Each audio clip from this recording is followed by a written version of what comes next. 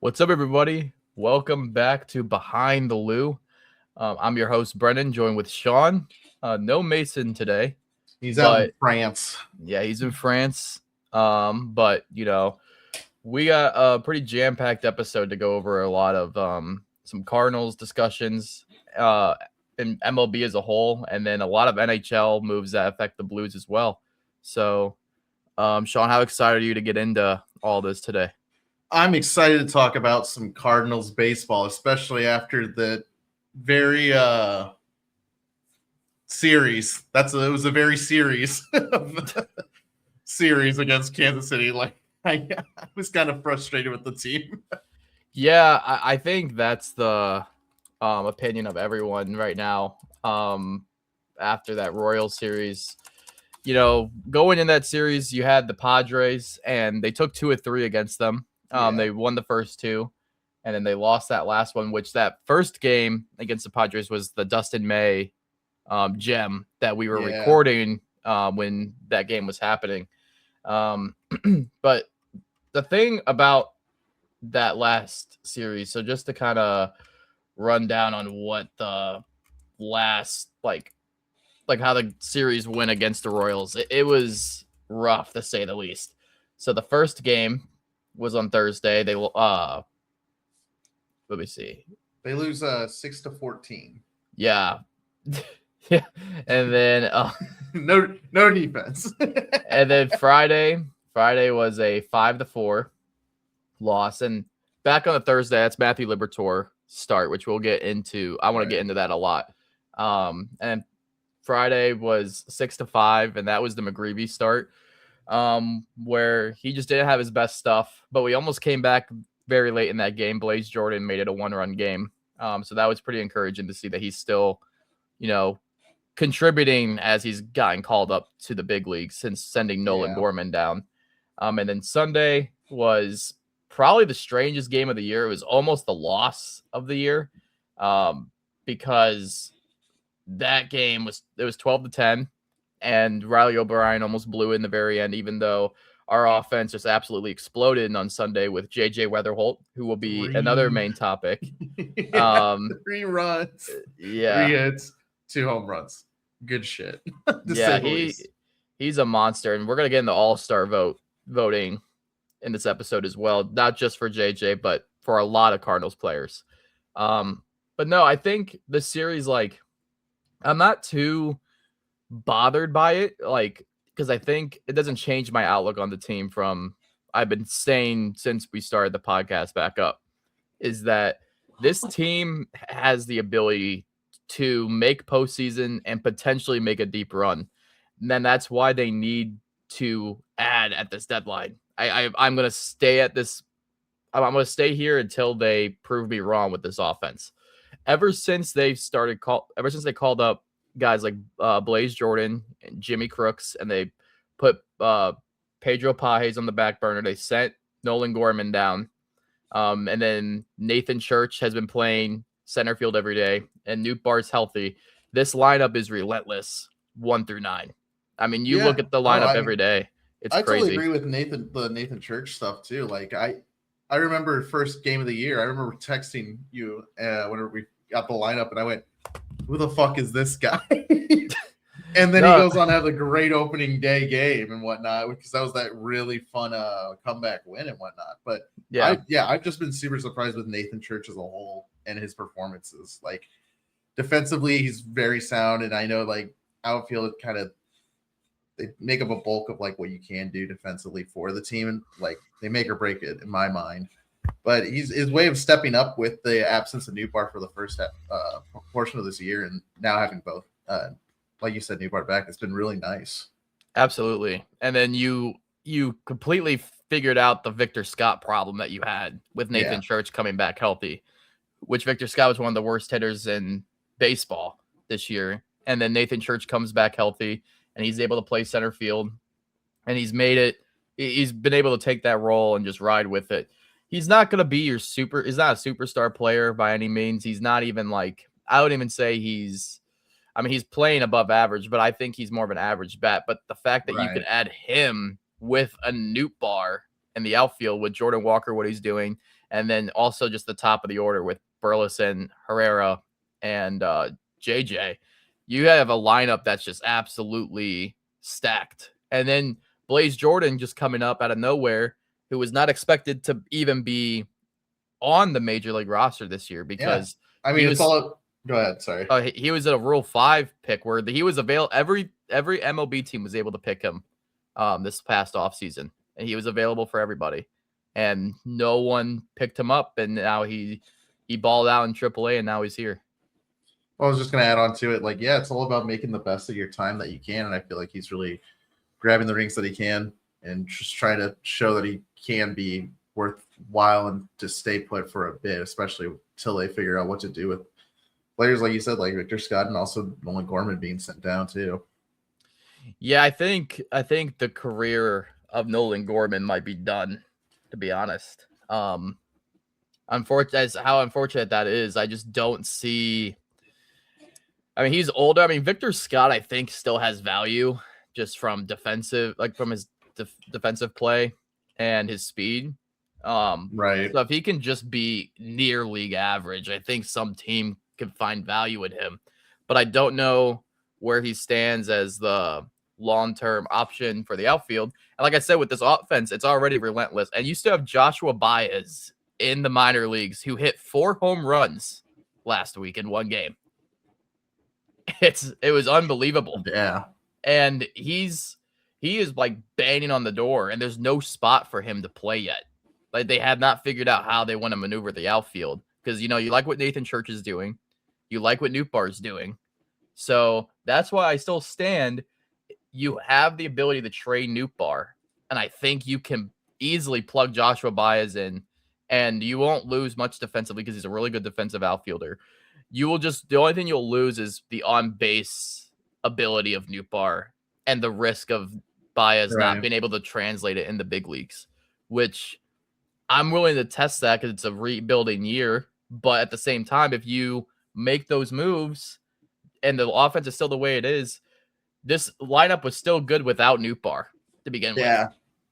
Like, yeah, it's been better since he's came up, but you could still win games that way. And then if you trade him for pitching, your rotation will instantly get better, which will just automatically be an upgrade as well. And that kind of leads into my next point, which is Matthew Liberatore. And Matthew Liberatore has been the biggest problem for the Cardinals. That's the name of this episode. Matthew Liberatore is the Cardinals' main problem in 2026. Coming into the year, you expected him to be your number one.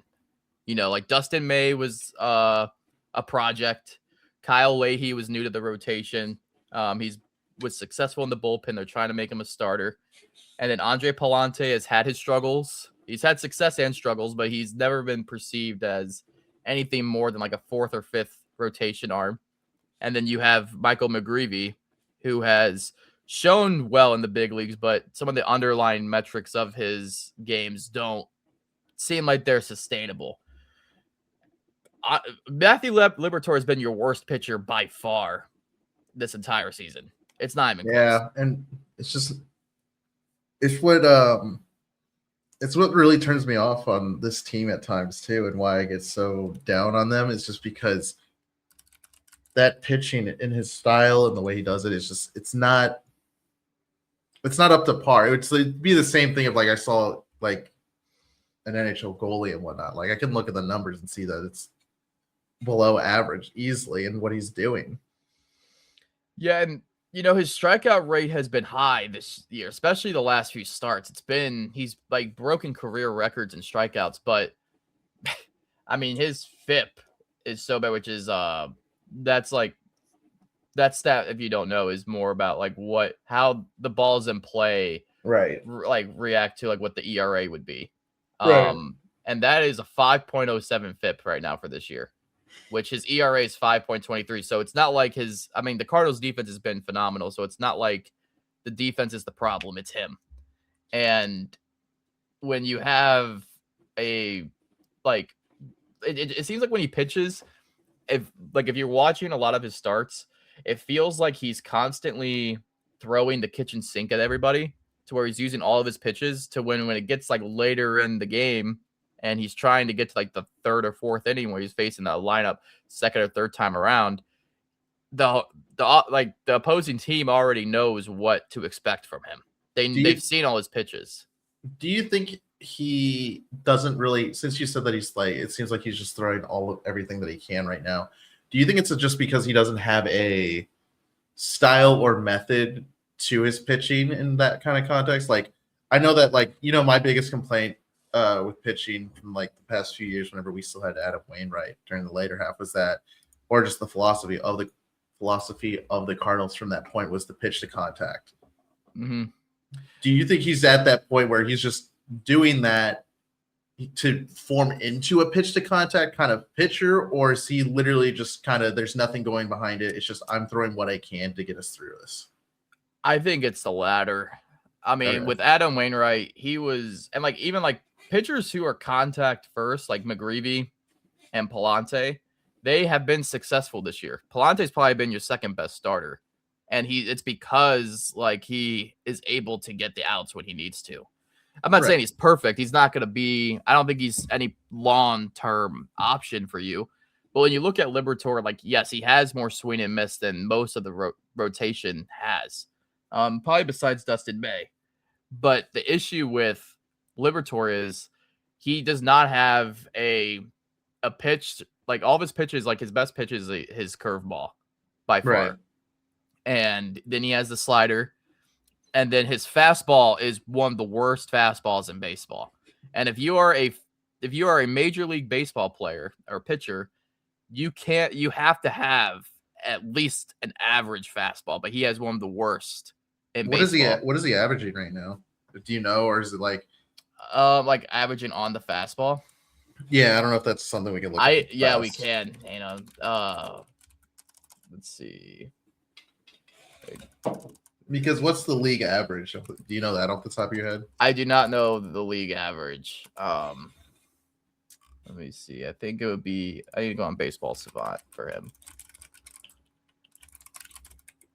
But no, his fastball is awful. I think teams are hitting like over 400 against this fastball.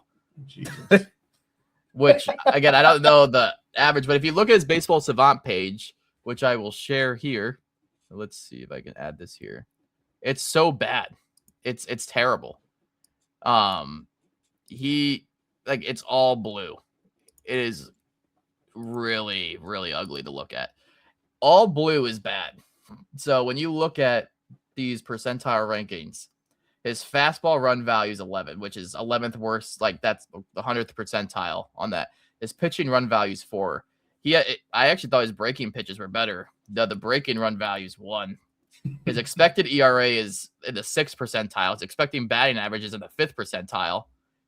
The amount of barrels he's giving up is 15, and his hard hit percentage is 11th. So like there is nothing on this list that is good whatsoever. Jesus. This is like awful. And the thing is, we talk about this team being better than last year, right? Like we know this team, like record-wise is, and it's because you don't have guys like Miles Mikolas or Eric Fedde in the rotation.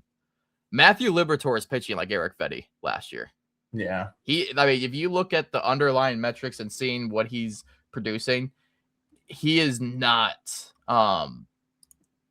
he's performing as a as an Eric Fedde level type pitcher.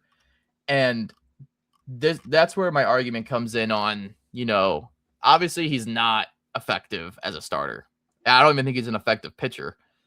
And now it's maneuvering how you handle him and the team moving forward. I think regardless, if Heim's plan is to sell at the deadline, you still can't keep Matthew Liberatore in the game and in the rotation because you need innings, and he's not providing them for you. When he's not able to go through 4 or 5 innings, that taxes the bullpen, which results in the other starters not being able to have blow up games when they're just bound to happen. It's baseball. Yeah. It's 162 games. They can't have the opportunity to do that, and they have to wear it, but yet Matthew Liberatore doesn't have to wear it. I think they've been very protective of him.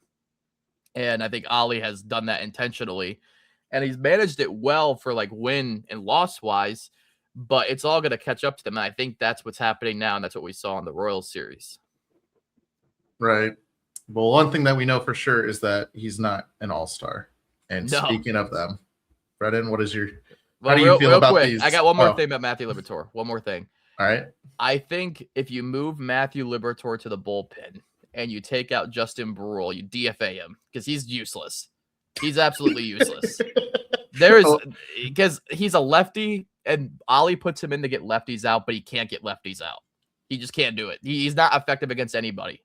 So but Liberatore is at least more effective against lefties. It would be an upgrade.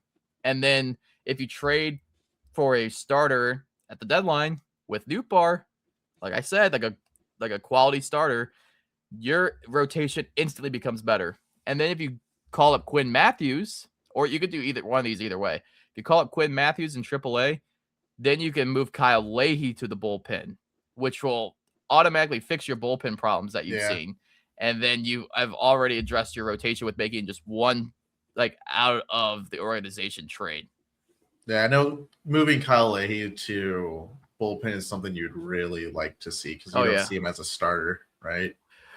I liked them experimenting with it, but I think when you look at where this team is and how they are competing right now, I don't think you can afford that. I think I much rather value the play, like these young players and these young offensive players gain exposure to being in a playoff race than them, not having then there's just being like a September and August, September. That's just not meaningless. I don't think that brings any value to these guys. Right. You look at like other teams who have had starts like these, like we have. I think the first two teams that come to mind, like the Detroit Tigers and Baltimore Orioles, they had a young core and they did not buy in. They're like, oh no, we're gonna wait a little longer. We have to hold out. We have this bigger future ahead. And then look at them. Now they are losing Tarek Skubal, and then the Orioles have Tyler O'Neill. They went to the school of John Mozeliak of just be patient. That's what they did. And you can't that's the thing I want Heim to avoid. You can't, I get it. I get where fans are coming from saying we can't buy at this deadline. It's too early. We'd rather have the prospects, and you don't know if it's going to pay out. Right. I would argue that it's worth it because would you rather us go in now and get that fan engagement back and see these young players have a chance, or us sell just for the prospects? And then those prospects don't become anything. And then JJ Weatherhold declines. Alec Burleson declines. Jordan Walker declines. That is a nightmare scenario that is very likely if they decide to sell. And I think you just take advantage of the year that you're given. That's right. All right. You're selling me on it more because I know last time we talked on the pod with this, I was more about just not believing into the hype of it all, but you got me believing it. And I think people are, when you hear buy, they think, let's go trade Joshua Baez to get Tarek Skubal. Let's go trade Quinn Matthews for this number one. I don't know, just somebody, just these players who are going to be very, very expensive. That's not how the trade deadline goes anymore. Unless the only time that happens is when it's like the Padres making a trade for like Mason Miller last year, where now they are like they have a great bullpen, but their offense is awful. And they can't do anything about it because now they have no assets to go trade. But AJ Preller is going to find a way because that's all he does is just trade away number one prospects. It's his favorite pastime. Yeah, but I mean, like I said, you can make moves that are marginal, and I think, just I think just one quality starter move, which I like the pitchers I have in mind as of right now that I think would be really good moves. I think if you're going to go really ambitious and you want to get a rental, which I don't know how much this would cost, but a Freddie Peralta from the Mets, I think would be phenomenal for this team. if you are also willing to invest, like take another higher leap in how much you're trading for, Joe Ryan with the Twins is another really good option. And then you have the Angels with Reed Detmers, which I don't know how I feel about that. I'm not really that big of a fan of that move if they were to do that. But, there's going to be pitchers out there, and Heim's smart, and he knows, like, how to get the most out of, like, the players that he acquires. So I have confidence if he finds somebody, it will be effective. But that kind of going into that, I want to get into the All-Star voting for sure, because what do you think of it? I hate fan voting. Okay, I'm not a fan of it either. If you don't know what the history of fan voting MLB is, it's always been a thing. And the All-Star game has always been stupid in the MLB. It's always been dumb. It's been disastrous in my opinion. And I think it's one of the worst All-Star, like I think almost any sports All-Star games, like not really valuable besides like what the NHL has done recently with the Four Nations. The Four Nations. That they did. But that's not really All-Star. That's just like not to kind of like go on to that point. The Four Nations was like 2 years ago where it was kind of a showcasing of like, hey, this is what it's going to look like for the Olympics coming up soon and whatnot, because they agreed to it. And this past year, they did go to the Olympics, which was the first time in years, I think since 2016, because they didn't agree with the NHL didn't agree with going with the Olympics on it, or the Olympic Committee for years, because players would get hurt and then come back. So they allowed them to do the Olympic break, and they didn't do an All-Star game and whatnot. So this upcoming year, they're bringing it back. But I'm with you 100%. Even in the NHL front, any sport, any All-Star game is just pointless at this point, because you're asking all these elite players to come out to be a showcase of the best from your league. But they stay the best because they get a break. So, like, that's why you see, like, Alex Ovechkin and then sometimes Sidney Crosby or Nikita Kucherov in Tampa, which is the best example of this, where they go to these games and they're just, like, miserable. It's all hell. They don't want to be a part of it. They don't want to go to it. And I can only imagine how much more hell it is for baseball players, because it's like you can only promote, like, a third baseman X amount of times for their hitting, and then, like, that's it. Because then you just get the home run derby, right? So, yeah, there's the home run derby, and then there's the All-Star game. And I think players in MLB value the All-Star game more than, like, when you see, like, the Pro Bowl or, like, NBA. Like, it's way better than that.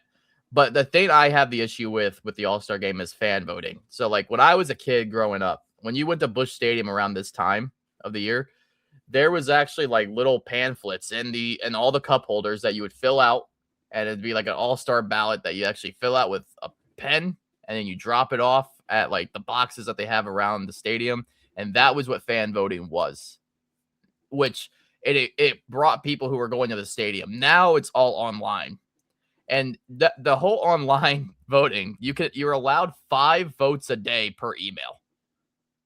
You're telling me I can't have an AI build a script to make me just do that automatically while I go to work? Well, why? Like, I'm sorry. Like, as a grown man, I think the last thing I care about is going to go vote for my favorite players, like 5 times every day. Like setting timers, be like, oh, I could do this at this time and this time and this time.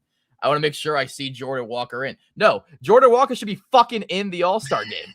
It's wild that he's not. Look, it really is. The Cardinals shared this post today, and I want to highlight it. This is it shows Brandon Marsh, Teoscar Hernandez, and Juan Soto.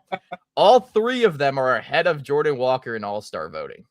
Look at the difference of these stats. I want to focus mainly on Teoscar Hernandez. I still think Juan Soto deserves to be an All-Star, and I understand Brandon Marsh a little because it's in Philadelphia this year. So right. I'll let it pass. But Teoscar Hernandez is a fucking joke. He has a 0.8 WAR versus 3.2 of Jordan Walker, which is just, I mean, that just has enough right there. He's only played 51 games this year, and he has 50 hits, 7 home runs against Jordan Walker's 18, 31 RBIs against Jordan Walker's 58, And then Walker also has 10 stolen bases against Teoscar's 2. But like Teoscar Hernandez is not an all-star this year. The only reason why he's in all-star voting is because he's a Dodger. That is literally the only reason why he is in conversation. The Ohtani effect and how popular he is crazy to me. Because that's like the equivalent of like if Connor McDavid had like that much pull of Pat Maroon being like in the All-Star game back whenever he was an Edmonton Oiler in like 2018, stuff like or 2017. I think it's just the Dodgers have so many big names. And like I'm not trying to shit on Teoscar Hernandez. I mean, he's a good player, but like this year he's not been an all-star level player. It's just not. Like I have no beef against Teoscar Hernandez whatsoever. But it's like this is why fan voting's stupid.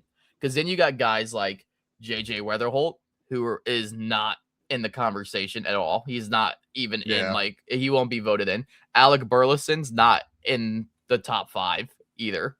Ivan Herrera as DH will never have a chance because the other DH is obviously going to be Ohtani. So there's no, like, it's just, to me, it just doesn't make sense on the way they have fan voting structured. It needs to be more of like a committee that on the MLB league side that picks these players.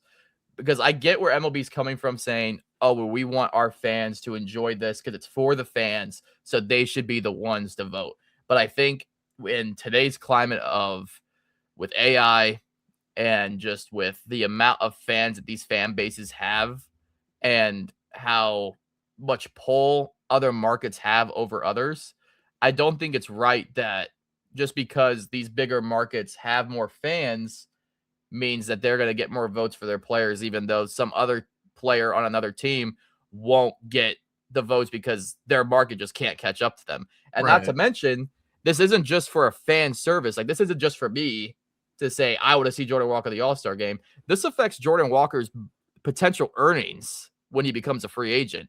Because he could say, I've been an All-Star this year. You know, and it's not just Jordan Walker. It could be any player that this happens to. Because like there's some Pirates players. I think like Brandon Lau. I don't think he's in the voting either. But I think he deserves to be in the All-Star game. But he won't make it because there's guys like Ketel Marte at second base as well. So like I think fan voting in general is just not the best way to handle it in today's climate for the All-Star game at all. No, I'm with you on it. Like a committee to me would make the most sense and whatnot. Like it or what you could do, I don't know how they break it up. Do they break it up like by divisions and stuff? They break it up by league. So it's like National League team versus American League team. You could also just like have it like the fans get to choose like one All-Star and it's like their All-Star per league. Well, they have like they do like whatever they like the fan voting's done, they do have like reserves that get picked. So like Jordan Walker will probably still be an All-Star because he's gonna be a reserve more than likely. Right. But still, I don't think he should be a reserve. He should be an unanimous All-Star for the way he's playing right now. And his first half, it just doesn't make sense to me. No, I get it. Yeah. Like I was saying too, the All-Star game has always been dumb. Because do you remember what the All-Star game was like before? I think it was like 2013, like how it affected the playoffs. No. So this is actually a fun fact about this. Is actually kind of a cool scenario here. So back before, like when Bud Selig was the commissioner, the MLB All-Star game between National League versus American League, whoever won that game would determine which league had home field advantage during the World Series, regardless of the other team's record. So if you go back to 2011, this is a really funny thing about 2011. We had Game 6 at St. Louis, and that only happened because National League won that All-Star game, which was a Prince Fielder walk-off home run who the Cardinals eliminated in the NLCS. And then the pitcher who gave up the home run to Prince Fielder was the same pitcher who gave up the triple to David Freese in the World Series. Dude, that is diabolical. Isn't that insane? Fuck. How do you go home? As a pitcher, how do you go home after that? That's insane like butterfly effect to me. Oh my god, dude. I can't believe that's actually he either gave up the triple or the home run, but I know it was one of those hits. I believe it was the triple because it was like I think he was their main closer. Yeah. Damn, that is so crazy. So if the American League won that game, more than likely the Cardinals would not have won in 2011. Man.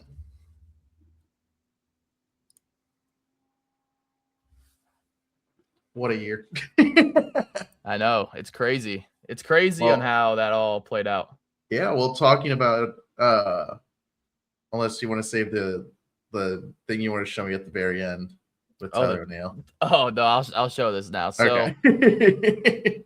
and we still gotta talk about Arenado here too. Oh yeah, today's first game Arenado's back in St. Louis. Yeah, real quick, I'll do since you mentioned the Tyler O'Neill thing. It's Tyler O'Neill's birthday. Happy birthday, Tyler O'Neill. And the Orioles posted a happy birthday thing for Tyler O'Neill.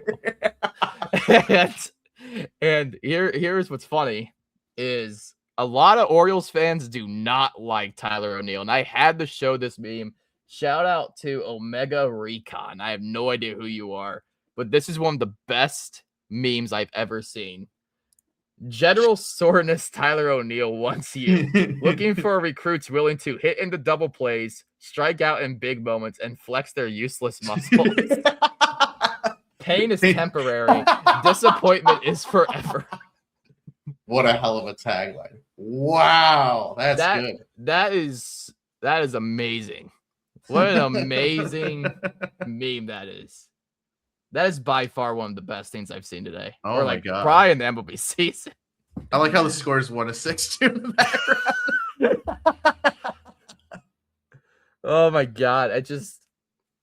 Tyler O'Neill, man. What a guy! He's our age, isn't he? Like around our age at least. I think he's 30 now. Oh, is he? Let me check. He is. I think he's 30. Where the hell is your birthday, Tyler O'Neill? He just turned 31. Wow. So yeah. Damn. Tyler O'Neill, happy birthday. But we can I kind of want to see like if you look through the comments of this. Oh my god, there's another wanted for stealing $16.5 million. Tyler O'Neill reward $500,000. This poor picture. I think his birthday gift should be the rest of the season off.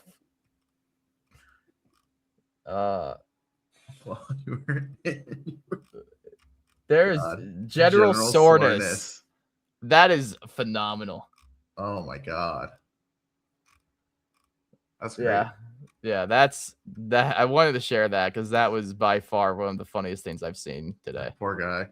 Dude, he was like, I want to say he was such a good Cardinal, but like, I'll never forget that 2021 season. That season was unbelievable. It was unbelievable. I will never forget being at that game during the I went to several games during that win streak. I went to the Padres game at Busch Stadium where you had the big 2-run home run in the 8th inning. Mm-hmm. And then I also went to Chicago when we swept the Cubs as well. And that was when we broke the franchise win streak record. Right. And I saw that at Wrigley. And that was one of the best baseball memories I have by far. Our friend Phil was probably pissed. Oh, yeah. But no, that was by far, like, that season was just unreal from Tyler O'Neill. And it sucks because I wish he could get back to that form, which kind of leads into Arenado also being a part of that team. Obviously, the Diamondbacks are in town. As a live score update right now, we're in the bottom of the 8th against the Diamondbacks, leading 3-2. So hopefully that holds out. Tarps off section's going wild as always. They're showing that right now. But anyway, I want to talk real quick just to hit on Arenado and whatnot. And do you remember the day whenever you found out that the Cardinals had signed Arenado? Would they trade it for him, you mean? Or traded for him? Yeah. Yeah, I remember I was playing Rocket League with our friend Adam. Yeah. And Adam, former member of the pod, still member but not daily member, like weekly member. But he's on the reserves. But no, he was the one who told me because he saw it on Twitter. I actually didn't believe him because Arenado was always talked about being a Cardinal. It just always was a thing that it was like rumored to be happening, and then it turned out that he wanted to be a Cardinal, and he worked with Adam Wainwright and Goldschmidt to make that happen, and Mozeliak made that happen, which I think, regardless of how we all feel about John Mozeliak, that is one of the best trades in MLB history, regardless of how it turned out. Right. Like that and the Goldschmidt trade are by far one of the best MLB trades you'll ever see. Just on the term of production that you got from those two, because like Goldie, you got an MVP, and then Arenado was a runner-up in MVP, and I think he was top 10 in 2021. But I know he was number 3 in 2022, again behind Manny Machado. I think he would have been 2 if it wasn't for Goldie winning. Yeah, I think the pure passion that he brought into St. Louis as well, and that he had that want, and like he does talk about the city still in such fondness too. Oh, and yeah, he had a good there's a lot of good videos on Twitter right now, interviews with him. Like Brendan Schaefer did a good interview with him in the dugout before the game. Yeah. But now, do you think this will probably be our final tangent that I got for the Cardinals and whatnot, but how would do you define the Arenado Goldschmidt era as a waste, or just such a lackluster feeling with how little success postseason wise it was? Because you had the really good run into I think it was in 2019 or 2020, right? 2019 was just Goldschmidt, because we got Goldschmidt in 2018, and then Arenado's first year was 2021. Okay. But I don't know if I find them wasteful. I think looking back on those years, I think it had a lot to be desired. Obviously, when you have 2 of the best players at the time on the corners of your infield, and then you saw what 2022 was. I think that's the year that I circle as being the biggest waste, because you had Yadier Molina's last year, you had Albert Pujols Renaissance. You had Goldschmidt MVP. You had Arenado as 3rd MVP. And then, was that a rookie year? Newbar coming on. Yeah. No, he wasn't a rookie. It was like his 2nd year. Okay. You had rookie year Brendan Donovan. You had closer Ryan Helsley. And you had Jordan Montgomery from the deadline. You had Jose Quintana at the deadline. Jose Quintana. Oh, my gosh. That game with him. Oh. He pitched great in game 1. It was such a good pitching game. He pitched great. He was phenomenal. Adam Wainwright was phenomenal that year too. There was a lot to love about that team, and it was that team was. I truly believe if Ryan Helsley did not blow that game 1, I think we would have won that series. And I really do think that we probably would have made at least NLCS that year. I don't know if we would have won the World Series, but that team, and he had Juan Yepez too, Nolan Gorman rookie year. Who else was on that team? Tommy Edman, Tyler O'Neill, but he was hurt all the time. Dylan Carlson, he was bad that year. They traded Bader that year, didn't they? They traded Bader that deadline for Montgomery. That's what it was. But no, that was a phenomenal season. And just back with the Arenado talk, I think a lot had to be desired because of what happened in 24 and 25. And 23 to 25 is basically where I find that just to be pitiful. And I don't know if you can really, I blame him in some aspects of it because he definitely declined as a player. Right. Defensively, in 2023 for sure, but offensively, he was just abysmal. Like, he was unplayable, and they had to IL him in 2025 because of how bad he was. And again, it's like I do wonder when you see how this season's going after those guys are out, how his effect and Wilson Contreras' effect in the clubhouse was, because there was a lot of things said about Nolan Arenado, like he's kind of a silent leader, but they wanted him to be the vocal leader, and he's just that's not how he is as a player. So it's kind of the fault of the front office not recognizing that. But like in 2024, that's when they brought in all these veterans like Brandon Crawford, Lance Lynn, Sonny Gray, Kyle Gibson, Matt Carpenter. They brought all these guys in to be the veteran leader because apparently we were too young in 2023 and that caused all the issues. But yeah, 2024 was just as bad.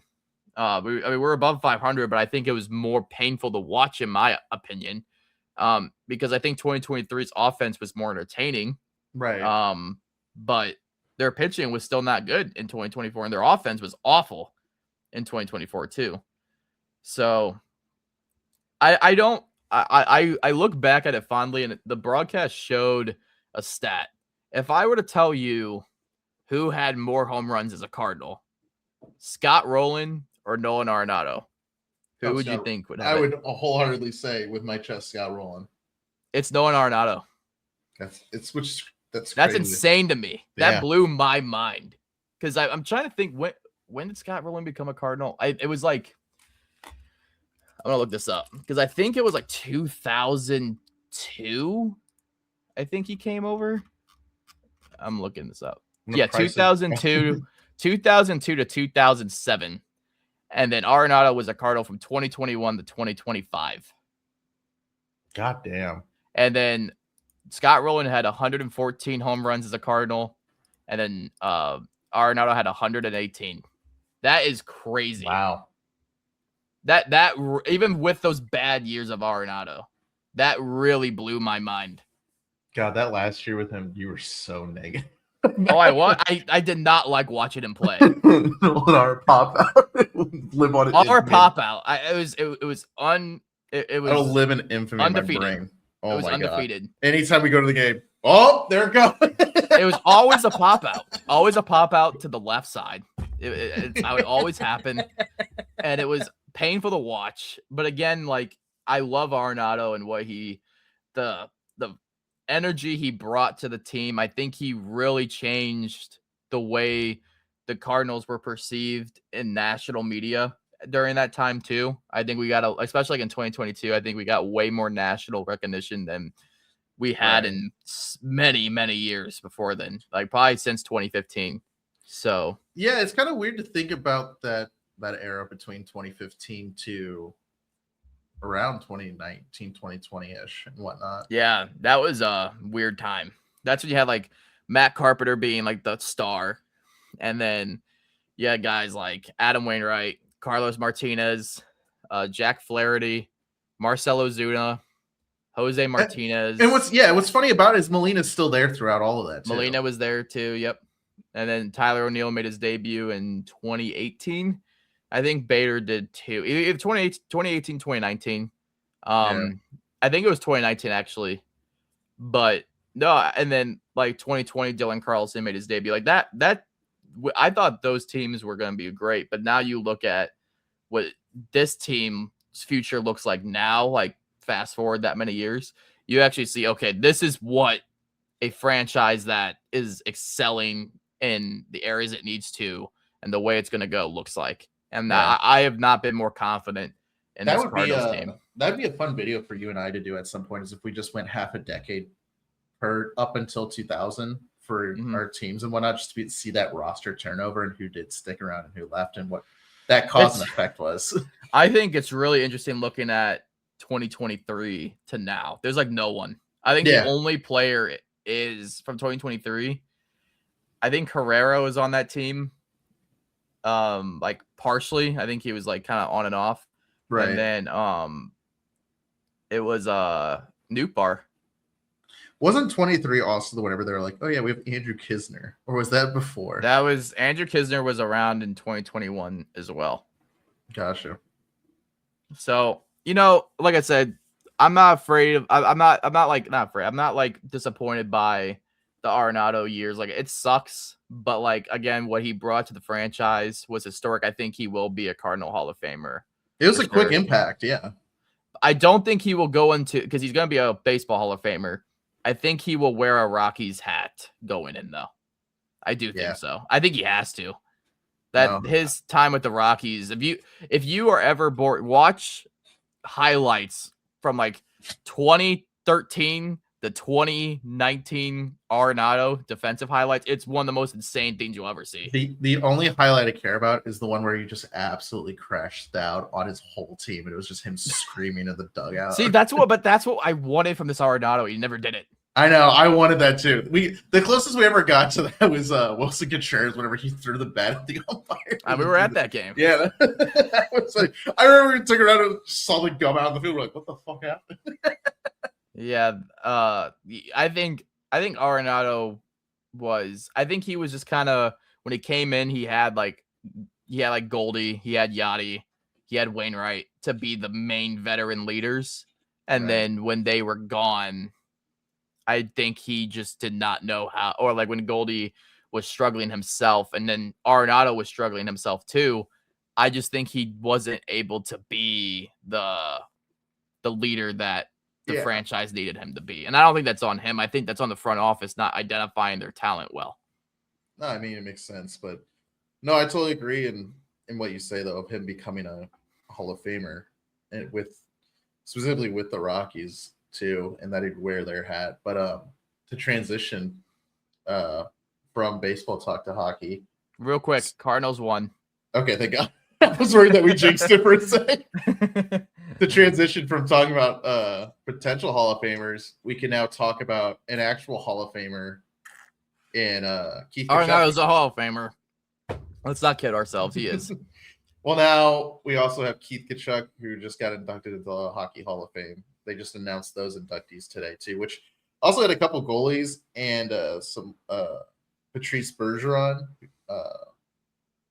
and one of these other players and whatnot. But Keith Tkachuk finally making it in, even without winning a Stanley Cup. It really shows his impact on hockey as a whole.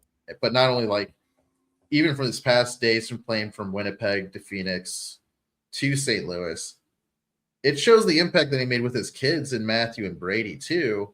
And talking about Brady, that was probably one of the biggest trades I've ever seen live or was able to catch right away. Is the fact that Brady Tkachuk is now a Florida Panther with Matthew and St. Louis. That's like massive NHL. The St. Louis kids being together in Florida to just go all out to win. And this shows honestly the impact from the Olympics. Yeah. Like the Team USA had such a stellar lineup, and now this is the second Canadian captain, team captain for a Canadian team to leave. Because earlier last year, we had Quinn Hughes with the Vancouver Canucks, and he said, I'm done here. I'm going to Minnesota to win.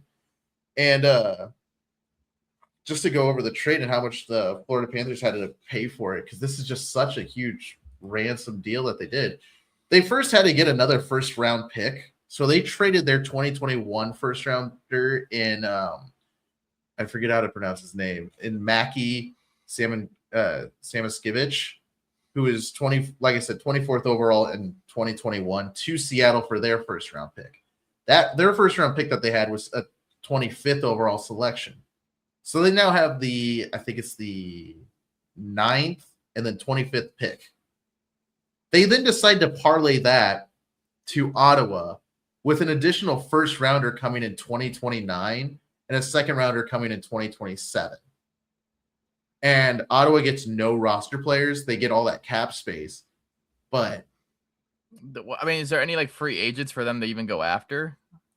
Well, this is where it starts the whole chain of events of things that could and couldn't happen with us going into the draft this Friday. Is now Ottawa, before they were just looking for more scoring and they needed a winger to begin with, but now you need two wingers to go with it. They have $26 million in cap space. If I am Doug Armstrong, I am pounding at the door to try and get that 9th overall pick. Mm-hmm. Especially after you found out that Matthew was not willing to be on he was not on the Blues list. Yeah, Brady. Oh, Brady. Yeah, my bad. Brady was the one that on the list. Yeah.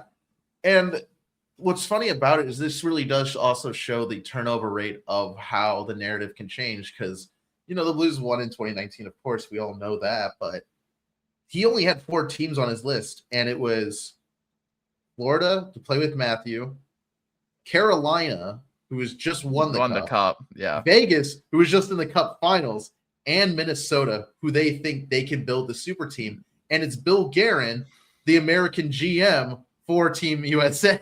So I'm surprised Minnesota was on that list. I'm not. I know Minnesota's building something really great and bigger than ever, because Bill Guerin's not afraid to make trades to make this team better. It's the new Wild West of the NHL. It's like what we were seeing with the NBA years ago, of players are just wanting to commit now to win right now. And that's why it makes this upcoming draft so interesting, like a second round of an NHL deadline and whatnot, and players that could be coming in and out. And that's why, if I'm Ottawa and I need scoring, I'm hoping Jordan Kyrou waives no trade clause to come here. I'm hoping that Matthew Barzal in New York for the Islanders comes out here. I'm hoping that I can get Matthew Nyes from Toronto and to try and play as a winger here. It's this new NHL that I haven't seen in years, that I'm excited to talk about finally, to see just these trades happen and that anything can happen and whatnot. Do you worry though that the way the Blues are in right now, though, just their current status of constantly feeling it feels like we've been in this retool for, since the Cup run, it feels like, or since I would that say last since 2022, season. 2022, whenever we saw them get eliminated by Colorado to their Cup run, and whatnot. Because we want to, you say all these players want to commit now to winning. Yeah. How's Doug Armstrong supposed to convince these players that now's the time for us to start building towards something? We talk about the draft, and we plan on covering it a lot, but and how it affects the Blues. But I feel like I worry about what the long-term effects of that would be, especially since we're not able to make the trades that maybe we could if we were in a better position, or have shown that we're willing to get to that position, because we've just been constantly in this retool for the last few years. And it is going to be after this year, I think maybe after this draft is the last time we see Doug Armstrong at the table, because he's handing the keys over to Alex Steen. Yeah. And which I'm surprised he's not taking that over yet. I think they're just being very symbiotic right now, and that Alex Steen is giving him his thoughts of how he wants to see the team go, and Doug's trying to give his guiding hand through it all. And he praises Steen a lot for the type of mind that he does have. Now it's but I think what bothers me though is that there are players that can come here. You can sign players. It just has to make sense for both the player and for the organization at that time. For the best example of this was, we signed Nick Bjugstad last year to a 2-year deal as a placeholder until Dalibor Dvorsky was ready.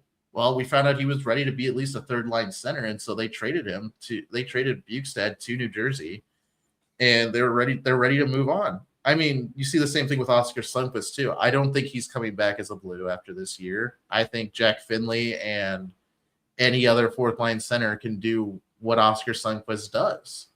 And it's not to be rough on to Sonny, but he's not been that great. Yeah. Hughes Suter's on his final year of a 2-year deal that he signed with us too, and he knew the kind of deal that he was going into. Mm-hmm. So I just don't buy into that. You can't get players to come here. It's just you have to make it. You have to lay out the plan perfectly for everyone to understand and for it to make sense and whatnot. And that's the thing I've always admired about Doug Armstrong is he'll never tell you what the plan is, but the moment he makes a move, you see it all makes sense. I mean, trading Justin I don't Fall, know. I it feel made like sense. I feel like Doug Armstrong is getting the Mozeliak territory. No, because Doug. I think he is. You can't say he's not. Well, Doug didn't hang on to Shen. Doug didn't hang on to He Justin didn't. Fall. He didn't. But I feel like the deals that he's made for this team, when you look at it, like we have been stuck with this Pareko deal, and then you have like the Kyrou thing with them not having he just loves handing out no trade clauses. And it's really put a damper on us being able to retool what we need to because of these deals. Like obviously the players deserve it. Like we can all agree on that. But I think when you look at where what the projection of the franchise needs to be, it's not happening fast enough. It's just not. And I think even if like I still believe, like we've talked about this before with this Blues team coming in the next year, I still think that last year was kind of like a fluke year, kind of just injuries, and I still think they can be like a first round entry team, maybe second round if lucky.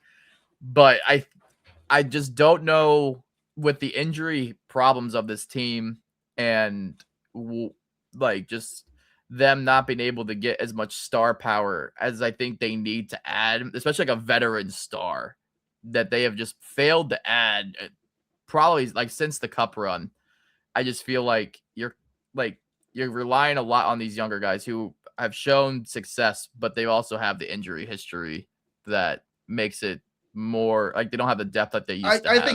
I think Dylan Holloway kind of makes or breaks this team, which is really weird to think about right now. Same with Philip Broberg. Like, I think that was the biggest move that you can make to expedite everything. Now, as for like the trades that go along with it, I can yield my opinion a little bit of it because you look back at Zach Bolduc for Logan Mailloux. That was a need for purely defense reasons because you didn't have anyone on defense at the time. The poor development of Scott Perunovich, that sucks to see. Getting Matthew and Pierre-Olivier Joseph, only for them both to be non-factors completely. Yeah. Not being able to re-sign Radek Faksa, I think, was another bummer of a thing. The whole Kevin Hayes debacle and Texier being another player that you just had to let go because you couldn't figure out what he was or what he needed to be. The last good trade that probably did happen, and it was definitely that Holloway. Well, that was for like a offer sheet signing, which is still another thing that could happen this year, but I doubt it. Not like that level though. Yeah, but no. If you really want me to be honest, I think the last time he made major trades that worked out for us, other than like of selling, was probably when we last talked as like this podcast with Ryan O'Reilly, Nola Chari, Vladimir Tarasenko, and Nico Mikkola. Those trades, yeah, that got the Blues to having, Otto Stenberg, Theo Lindstein, and Dalibor Dvorsky draft year. It led to, Sammy Blais coming back.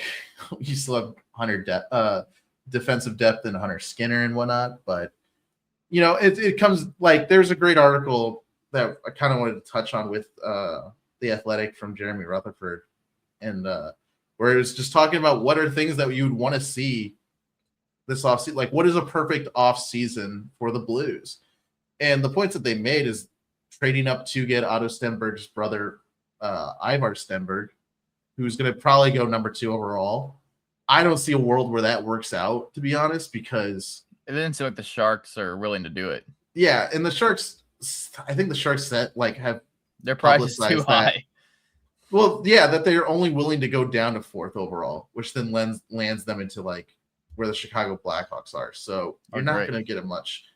I don't think they're going to trade Robert Thomas because that seems like a very pointless thing. I think that would be, if you're going to keep Kyrou but trade Thomas, I think that would just be going backwards. Yeah. That's going completely backwards.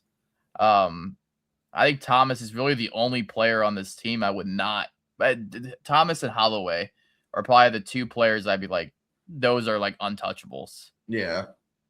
Another, it's and like they have more things of like they want to add defensive depth, which that's where I've been taking it and looking at, because I look at our top four, I'm like, they need to have another right-handed defenseman. Otherwise, they're not going to be the same. And you also have to think, you got to save money to re-sign Snuggerud, Neighbors, and Joel Hofer after this year. Which is going to be, I think you get about because I don't think Jonathan Drouin's definitely not coming back. Pius Suter is probably going to want to be traded depending on where the Blues are next year, or he's going to have to take a slight pay raise, not something he would want to do. And you don't want to give up Neighbors just for the fighter mentality of him. Yeah. So it's very interesting to see which way this team could go. And that's why I just think this retool doesn't. I don't think it's a success unless Kyrie's traded and probably Bennington, honestly, which how unfortunate that sounds. Yeah, and that's it'll be interesting to see Bennington go somewhere else. Like, I know I talked to one person about this constantly, about how he's really not wanting Bennington to be traded because you don't see players stick around with one franchise anymore. Like, we just saw that with Jonathan Toews, who retired as a Winnipeg Jet. Dude was like captain of the Chicago Blackhawks throughout all their cup runs and had to take a year off because he was so injured and had really bad health problems. And only to come back and play one useless year for a shitty Winnipeg team. Who was that Blues player that was always injured? I think he's finally off the books now, but he was like a part of the 2019 run. No, because there's Torrey Krug. Torrey Krug, that's how I was thinking. Yep, that's it. Torrey Krug's on the books, but you can put him on what's called LTIR, and that removes his money to where you don't even ever think about it. Where is he? He's retired because it got so bad for his oh my god, his health to where he could there's a great article on this too where he talked about how he couldn't pick up his kids. Oh my god! Whenever he got home and stuff, and he's like, I kind of miss having quality of life. The same thing happened to Alex Pietrangelo in Vegas. Yeah, he had so many surgeries to where he couldn't play anymore. It's brutal what these guys. I forget about these players like that. Yeah, but no, Torrey Krug. I remember. This is why we got to do the 5-year thing that I was telling you about. If we do half a decade per team, like our teams, we would find the turn rate and be like, "Holy fuck! I fucking forgot about Vince Dunn." You know what I mean? I'm trying to think of a quick Cardinal that people forget about. The one Cardinal I always forget about that was on a part of that mid 2010s team is Jason Hayward. I forget about that. Yeah. Jason Hayward. You know who I randomly think about actually as a Cardinal? Hang on, I'm a guess. Dexter Fowler. No. Michael Wacha. Oh, Michael Wacha, the GOAT. That dude. Oh my god. He will just slip into my brain, and I'm like, he's a Royal. Why are you still He's here? Still playing. Honestly, I think he's a trade deadline target too. That for the Cardinals. I would love that. Oh I would absolutely love a Michael Wacha reunion. I really would. For how Mosaic that sounds. To go get Michael Wacha. Very Mosaic of you. I think that'd be so fun. If you're going down the stretch and you got this young offense when back it's kind of like a mirror image of 2013 because 2013 was this young pitching staff and this veteran lineup. And then now it's this young offense. And then Michael Wacha's the veteran and the old time. The old timer, he's Adam Wainwright level old timer. And it would be so good. And he would have him for 2 years. He probably would cost you nothing. Bring Michael Wacha home. I want it, damn it. I'm sorry. I would be. This is so why he happy. comes back. This is why he comes back in your brain because you remember what he did. You're like, oh, that would actually be really. Sick. Just don't. At least there's no David Ortiz to pitch to. Yeah. Or Travis Ishikawa, because that was bad. But no, I think back to the Blues though. It's this retool. That's why I was just trying to get my point across with it. I feel that with some of these franchises, they're getting so advanced and they're just getting They're taking the stacked. risk. They're building a lot of franchises like Vegas, and we've seen what Vegas has done. They're on the verge of dynasty level player, like the amount of like runs that they've had. Colorado has had it. And then what's the other team on the East? There's Tampa, Florida, Tampa, like the Florida teams. Now Carolina's proven that they're Carolina's now finally team. Carolina's always been in discussion, but now they're finally they've never been able to do it in playoffs. Yeah, dude, I don't disagree. Like, this is the hysteria and like kind of the anxiety feeling that I get with the Blues that I don't think a lot of people talk about, is that you're not going to see those many risks or like things going on, and you wonder if you're getting left behind. Because if you go down everybody that's in the Central, and those teams, they all get better. Like Chicago, they still have Connor Bedard. They've had top picks for like the last 3 years now. Colorado's Colorado. Dallas still exists. They're probably going to, they just have to figure out how to re-sign Jason Robertson. Minnesota still exists. And they have all that about Minnesota being the next like iconic like dynasty level team. And then Nashville has the veteran guys. Nashville, they have the veterans to where they can compete. They're still slow as shit. Don't get me wrong. And then if we go even further and look in the Pacific, you look at like what the Ducks are doing. Anaheim's doing better, but I'm worried that they just lost all of their defense because all their defensive players that they had said that they're not re-signing. Calgary is still in shambles because they don't know what they're going to do. Yeah. Edmonton has Connor McDavid. Los Angeles just got a new head coach and are coming off the retirement tour of Anze Kopitar, but they still have Artemi Panarin. San Jose is doing a great job with their rebuild, and they're going to be fucking crazy. Seattle, no one ever really knows what they're going to do. They've been kind of the most piddling Pacific team so far. Vancouver's going to be a dumpster fire, and then you're back at Vegas. Like these. What about Utah? Utah is going to be great because they have Clayton Keller, Nick Schmaltz. Their goaltender Velmelka is so good. Like, I think he's a top tier goalie. The defensive core is great. It's just you got to think Winnipeg. You got to think Winnipeg's going to be back too, because if they don't trade Connor Hellebuck, they still have a Vezina goalie, Hart Trophy winner goalie, and their forward core. It's just like, fuck, we got to do something. I honestly, I know some people talk about MLB being like in the best spot, like talent wise, it's ever been in. NHL might be up there too right now, like especially when you like compare it to like NBA. I mean, NBA is just falling off a cliff. But like NHL and like just the amount of like superstar talent that's all over the league, and they're all spread out between all these teams. That's what I'm saying about the Blues. Yeah. It just feels like they're so behind. Like it's like baseball with MLB. It's like, all right, like the Dodgers have all these players, Philly's got these guys, Mets got these guys. Like it's kind of like divided by the coasts a lot.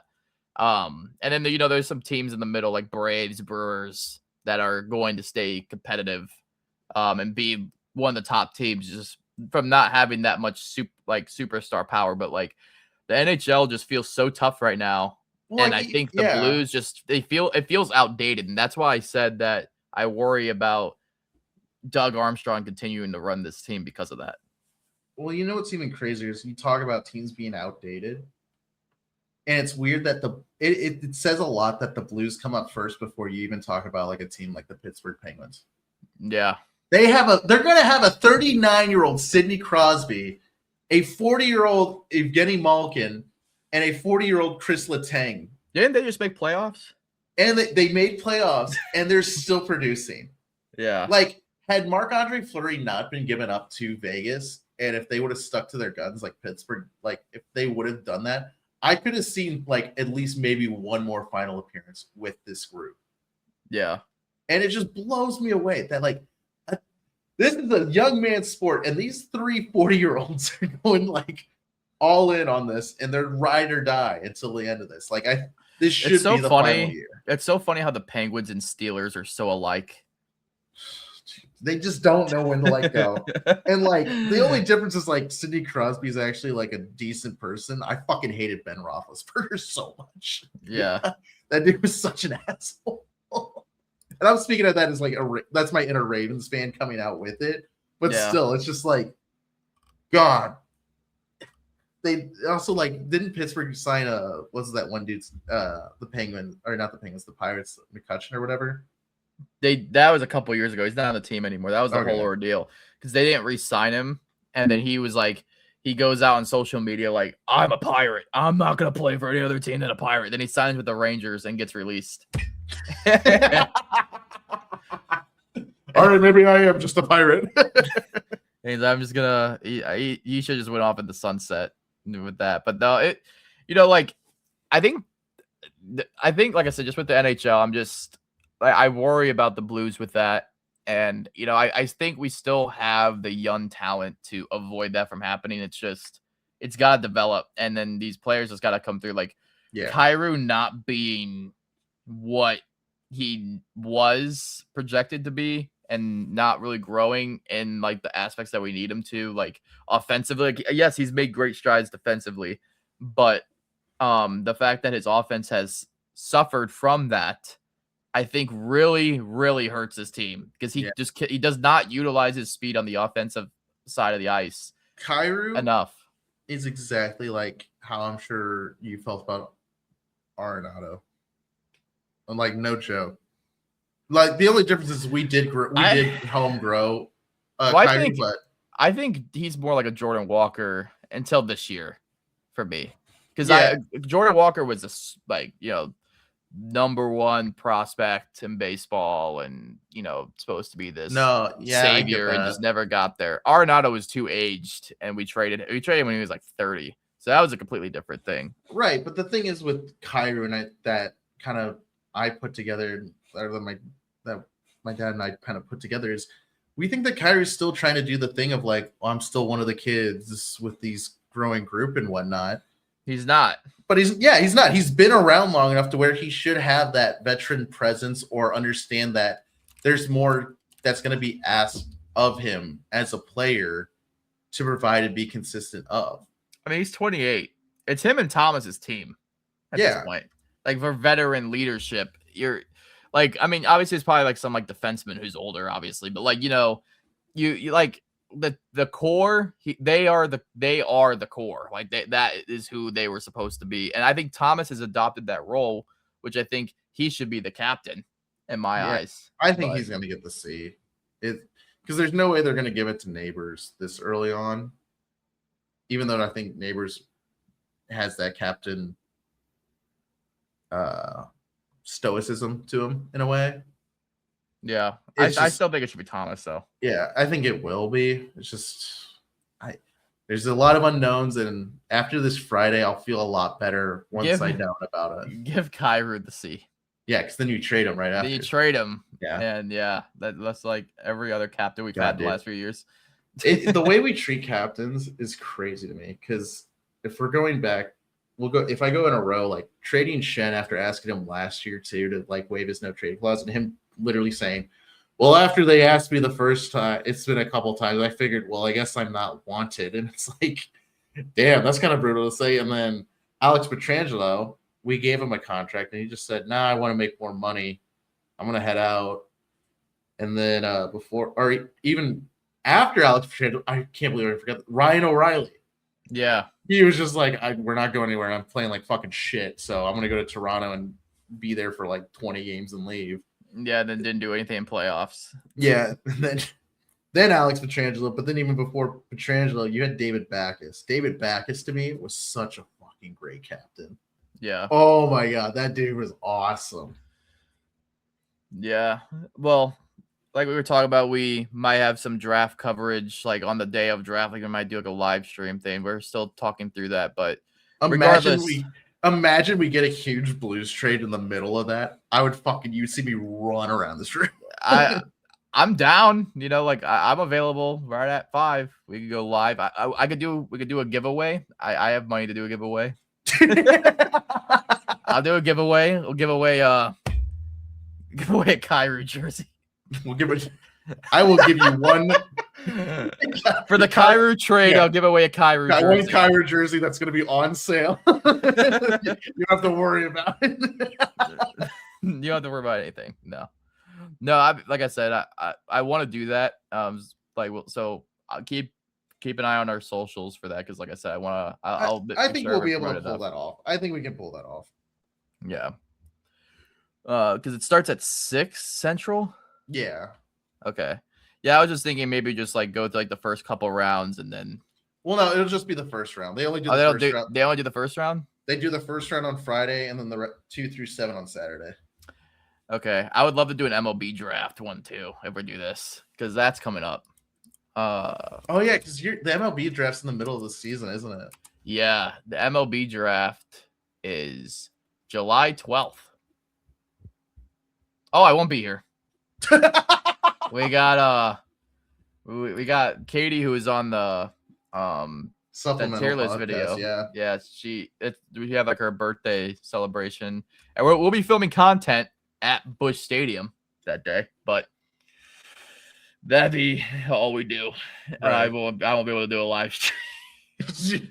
Because the game would probably end at like 4, and then I'd get home, and then we would have to go live like right away. That would be that could be disastrous. Oh, it'd be brutal. Especially if we're getting with the suite with unlimited drinks. Yeah, that might be disastrous. That'd be fun. No, hey Brendan, you know what? You're selling me on it. Let's do it. Oh my god. No, if we depending on who, man, I don't know who would be a good like big Blues trade, but like if there's a big Blues trade, you have to do a shotgun on the I think it'd be Matthew Nyes, honestly. If it's a trade getting Kyrou out and you get a better, if not equal player, or like or just equal player at less cap hit, I think that will be a win. Getting Matthew Nyes in general would be a win. Getting a really good defenseman would be sick. Mm-hmm. I just don't know. I don't know, Brendan. There's so much uncertainty. Well, so like I said, expect a stream on Friday. If there's any breaking trades during the week before then, we will put an episode out. For sure. I'll probably, if I find anything, I will film my reaction just on my phone. And I'll send it over to you just to post and everything. Okay. All right. Well, thank you guys for watching. Like I said, keep an eye out for the draft stream that we're going to be doing. And then, like I said, if there's any breaking hockey news or if a Quinn Matthews gets called up, we will definitely put out an episode for that. Like something like that for sure. So, all right. With that, have a good night, everybody. We'll see you guys on Friday.